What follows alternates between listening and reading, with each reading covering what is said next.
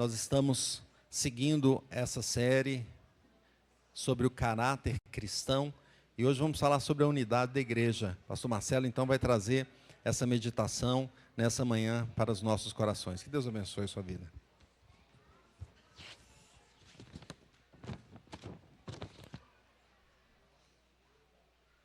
Irmãos, que alegria estarmos aqui nesta manhã para bendizermos ao Senhor, para ouvirmos a sua palavra.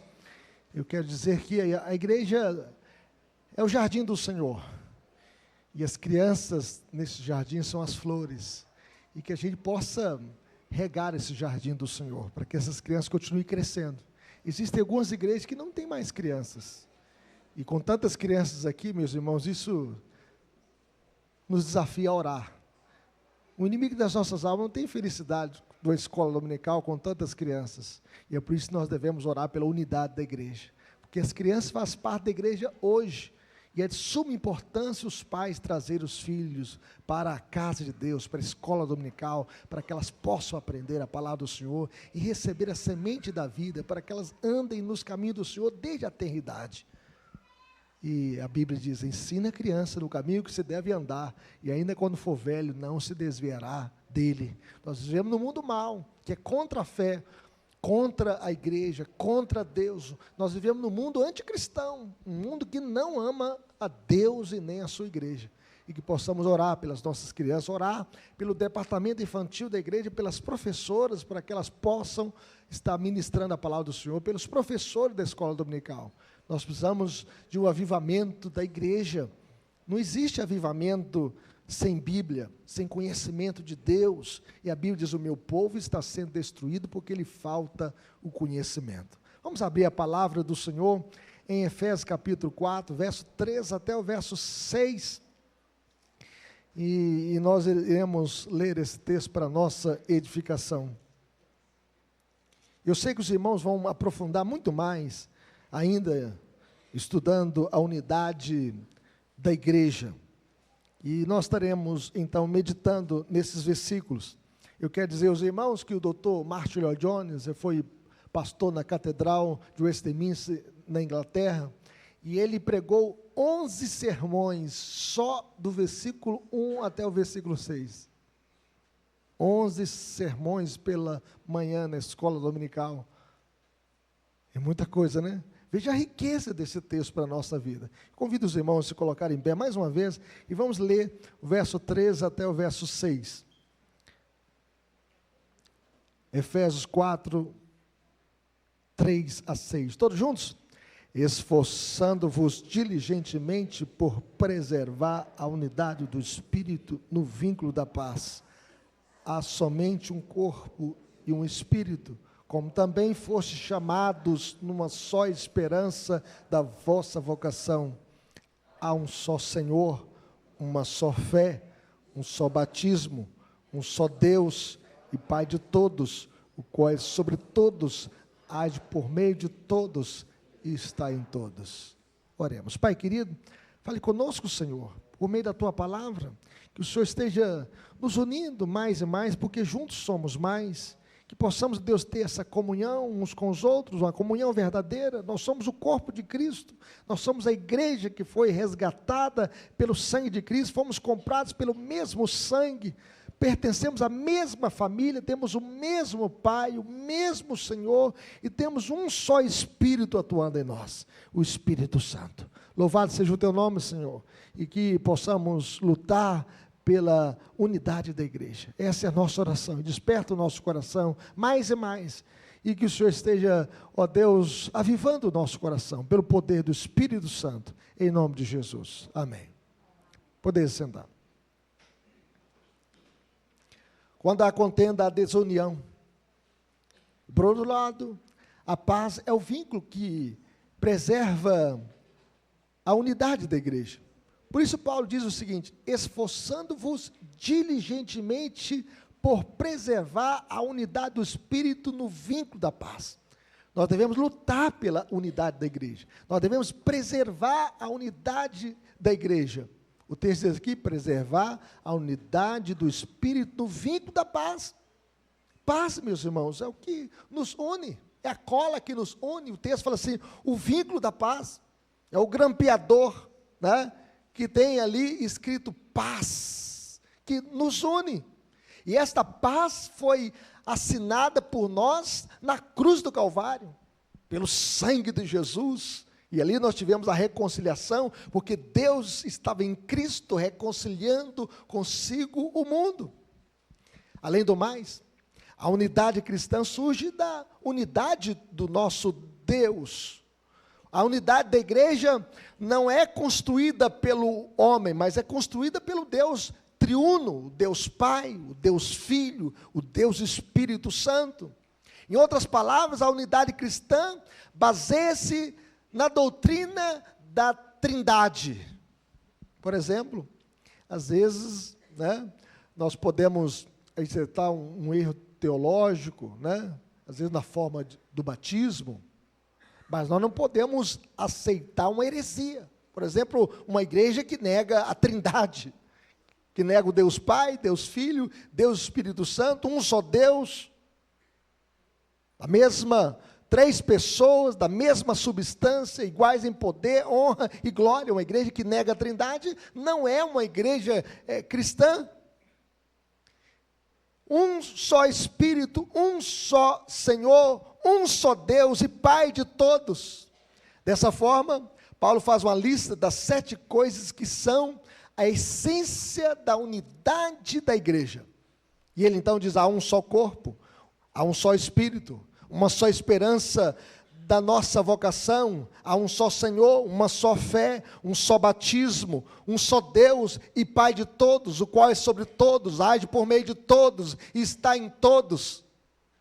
3 destas 7 unidades, meus irmãos, fazem referência às 3 pessoas da Trindade. Um Espírito, um só Senhor, um só Deus e Pai de todos. E ao mesmo tempo que as outras 4 unidades dizem respeito à nossa experiência cristã com relação às 3 pessoas da Trindade. A grande ideia dessa passagem, meus irmãos, é que a unidade dos crentes em Cristo reflete a harmonia existente entre o Pai, o Filho e o Espírito Santo.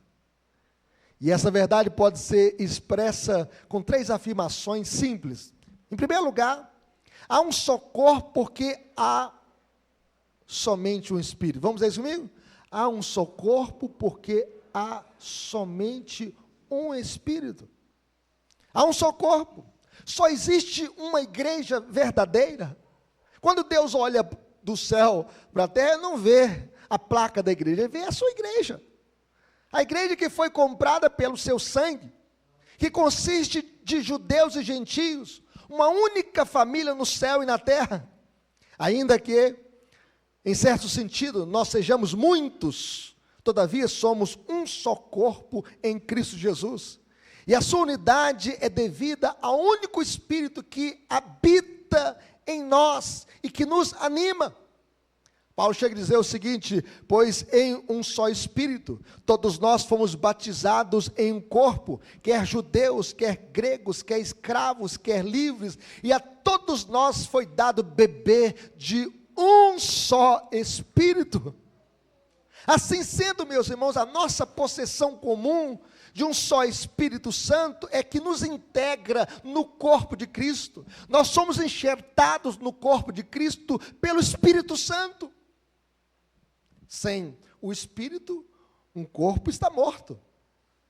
De igual forma, a obra do Espírito Santo é que dá vida ao corpo e o mantém vivo. Não pode existir igreja sem o Espírito Santo. Isso significa que todo crente é batizado com o Espírito Santo. Porque crente sem o Espírito Santo não é crente, não nasceu de novo, não tem um novo coração, não tem uma nova mente, não tem uma nova disposição de servir a Deus. A atitude de facção e desunião não se harmoniza com o Espírito Santo, o qual é o grande unificador dos crentes. O mesmo Espírito, meus irmãos, habita em cada um dos crentes, de modo que nós pertencemos uns aos outros. Nós devemos ter harmonia no corpo de Cristo, na igreja. Entre nós não pode reinar a picuinha, a discórdia, a intriga, a briga, a fofoca, a desunião. Não, entre nós tem que existir sempre a unidade, a comunhão. Como Davi cantou, ó, como é bom e agradável viver unidos os irmãos. É como óleo sobre a cabeça, o qual desce para a barba de Arão, e desce até a gola de suas vestes.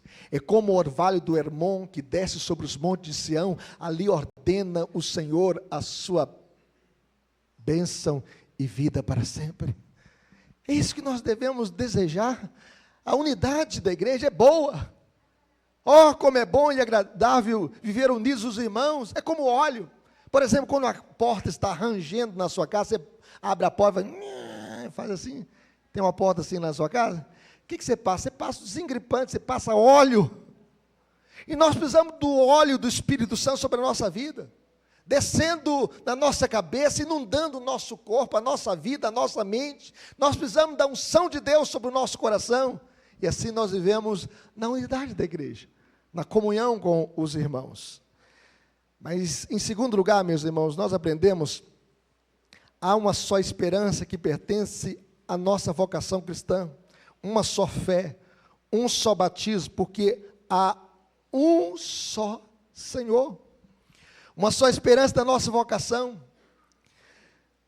Não olhamos para trás, mas nós olhamos para diante, para a esperança da nossa vocação. Há uma só esperança, a mesma esperança para todos os cristãos, e vamos indo, todos juntos, para a mesma glória.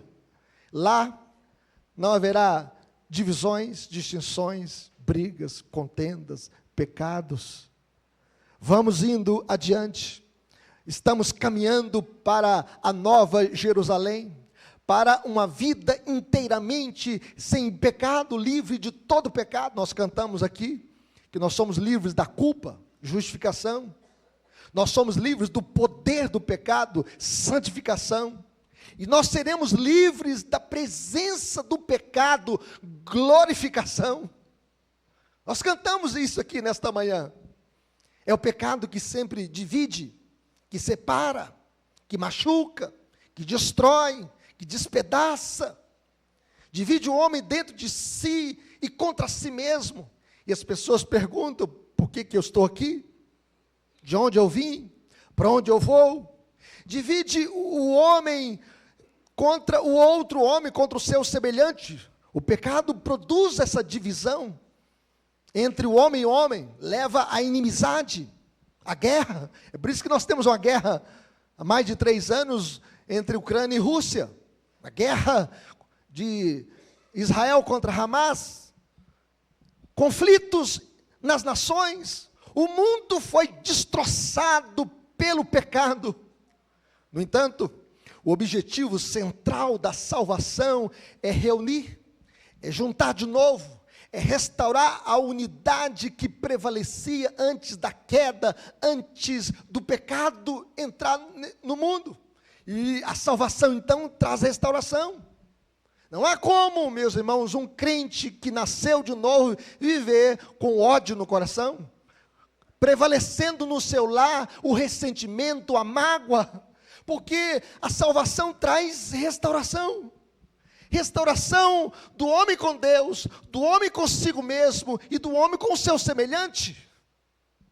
Chegará o dia em que seremos todos sem defeito, inculpáveis, sem mancha, sem ruga, ou qualquer coisa do gênero. Nós receberemos um corpo incorruptível, um corpo glorificado, um corpo sem pecado, sem nenhuma marca, nenhuma mancha, nenhum dolo, nenhuma maldade, nenhum mal. Pelo efeito do pecado, nós receberemos um corpo semelhante ao corpo de Jesus, e nesse tempo todas as coisas serão restauradas, e então haverá novos céus e nova terra. Há um só Senhor, meus irmãos, que é Jesus, e onde existe o mesmo Senhor, judeus e gentios, negros e brancos, ricos e pobres, grandes e pequenos estão unidos. Se Cristo é cultuado e honrado como Senhor, nem ambição pessoal, nem espírito partidário, nem disputas acerca de questões secundárias quebrarão esta unidade, porque nós temos o mesmo Senhor, nós cultuamos o mesmo Senhor, nós não temos uma Nossa Senhora, nós temos apenas um Senhor, nós não temos outros senhores, nós temos apenas Cristo, que é o nosso único Senhor. Uma só fé, a fé em Cristo como seu único Senhor e Salvador, como meio de salvação. Testificamos que Jesus é o Senhor, que a fé na sua obra por nós, e o nosso único meio de salvação, é o único meio de redenção. Judeus e gentios, então, são unidos pela fé em Cristo. E além disso, meus irmãos, só há uma fé, porque esse é o corpo doutrinário. O corpo doutrinário revelado por Jesus, que está aqui no Novo Testamento.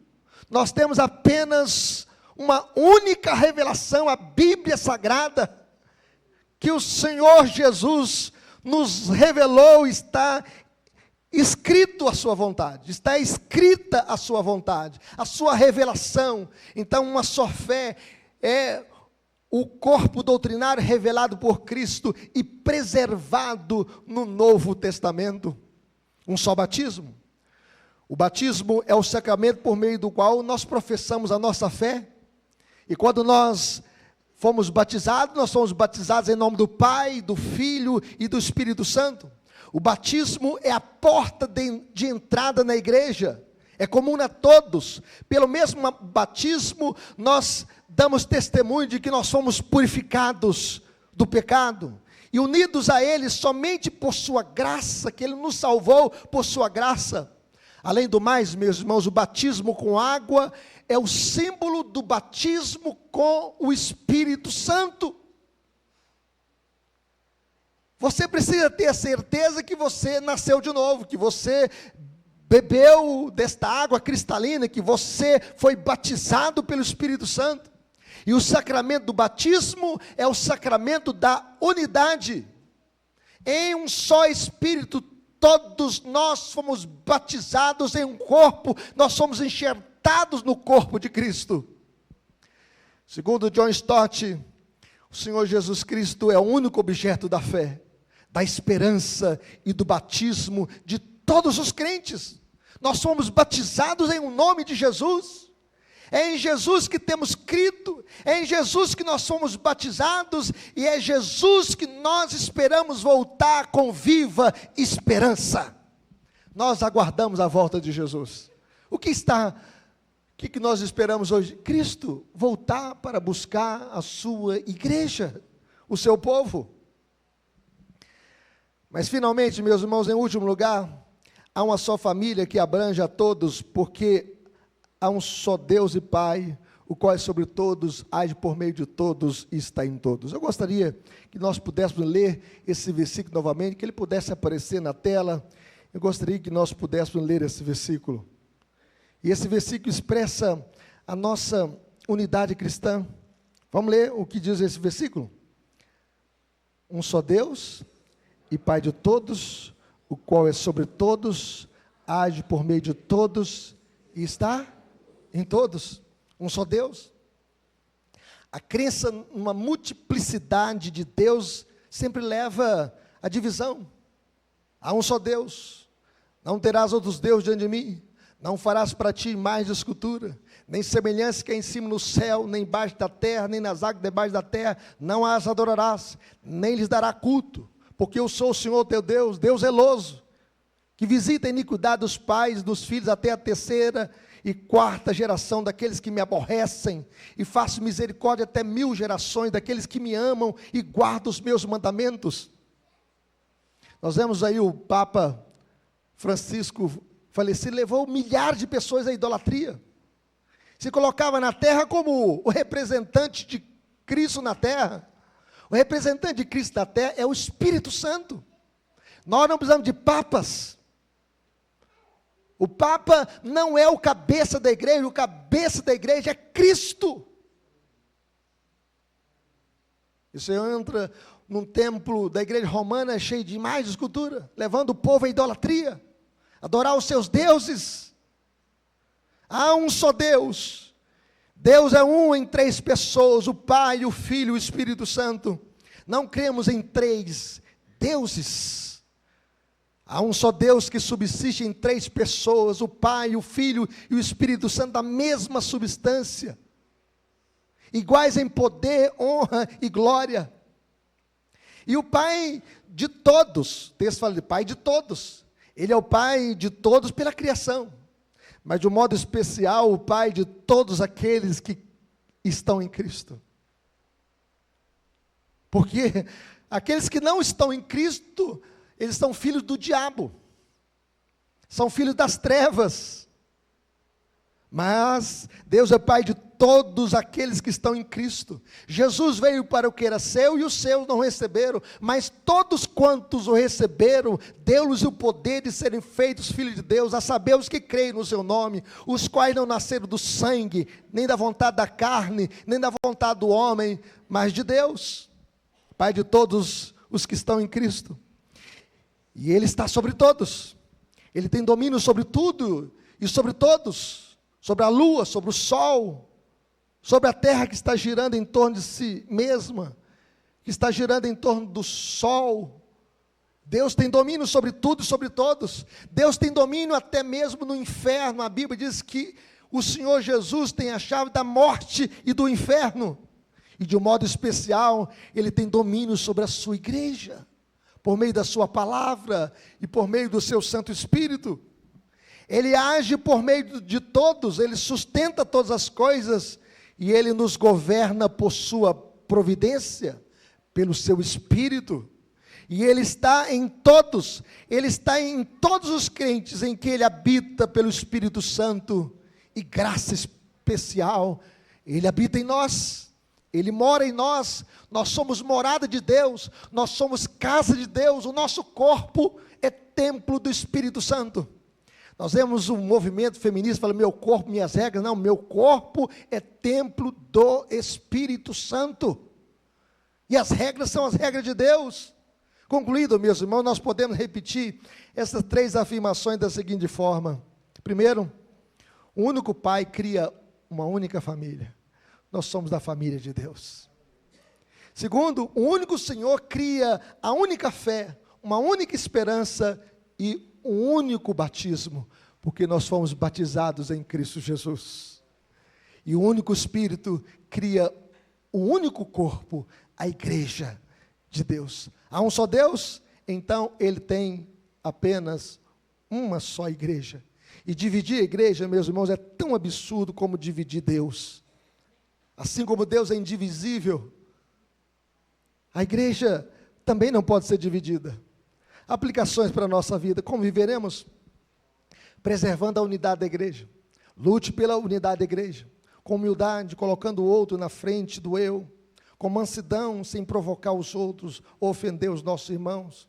Com paciência para suportar as afrontas. Jesus nos salvou para nós vivermos na comunhão dos santos, na comunhão com os irmãos. Não há lugar para isolamento. Não existe crente verdadeiro desigrejado, sem igreja. Isso é a maior falácia. Há um movimento hoje nas redes sociais de crente sem igreja, desigrejado. Isso é o movimento do capeta, meus irmãos. O movimento de Satanás. Não é obra do Espírito Santo. Isso é obra da carne. Isso é obra da rebeldia, do coração caído. É obra da queda humana. Vou viver a minha vida, eu, Cristo, isolado? Cristo nos salvou e nos adotou para vivermos na grande família, a família de Deus, a igreja de Deus que foi comprada pelo sangue de Jesus. Mas em segundo lugar, meus irmãos, conviveremos refletindo a harmonia da Trindade, a harmonia entre o Pai, o Filho e o Espírito Santo. A unidade da igreja reflete a comunhão da Trindade. O Pai planejou a salvação, o Filho executou a obra da redenção, e o Espírito Santo aplica aquilo que Cristo fez na cruz, na sua vida, na nossa vida. Isto é a obra da Trindade. Vivamos em união uns com os outros. Eu não sei como você está vivendo a sua vida cristã. Se você tem alguma mágoa no coração contra o irmão, peça perdão, reconcilie. Reconcilie com a pessoa que, se você tem algum problema, viva em união. Nós somos membros da mesma família, a família de Deus. Nós iremos para o mesmo lugar, para a Nova Jerusalém, no novo céu, na nova terra. E a Trindade, meus irmãos, serve como modelo para o relacionamento entre os crentes, enfatizando a importância da colaboração e do amor mútuo. Nós devemos ajudar uns aos outros. Nós devemos levar as cargas uns dos outros, nós devemos suportar uns aos outros, nós devemos amar uns aos outros, nós devemos orar uns pelos outros, nós devemos estar sempre unidos no mesmo amor cristão, demonstrando este amor que mudou a nossa história, o amor de Cristo, revelado na cruz do Calvário, para nos resgatar e para mudar a nossa história.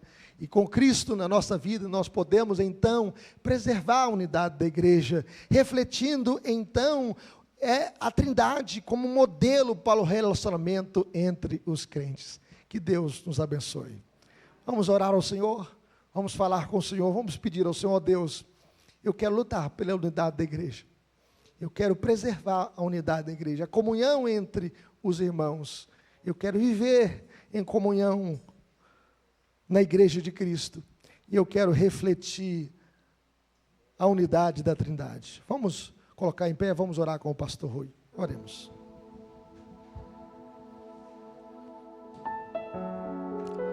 Ó Deus, louvado seja o seu nome nessa manhã, nessa palavra que nós tivemos aqui, e nós agradecemos ao Senhor